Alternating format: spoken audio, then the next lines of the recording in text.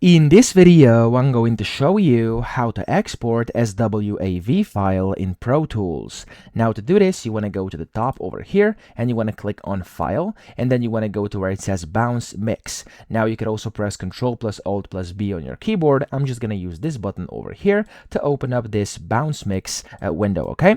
So here you want to give it a name. So I'm going to just name this one, for example, WAV Audio like this. And then here where it says Export Type, you want to click on a drop-down menu and you want to select WAV, which by default actually should be already selected. Now whenever you've done this, you can set your mix source, your audio and location over here, and whenever you're done, you can just click on the bounce button. A new window will pop up when that's done, and you'll be able to basically fill in the artist and stuff like that. But for me, I've already exported this, so it doesn't show up. But essentially, whenever you see that, just click on the OK button whenever you fill out the info, and it's going to export onto your computer, okay? So that's how easy it is. I hope this video helped you out. If it did, please subscribe to the channel and help me out as well.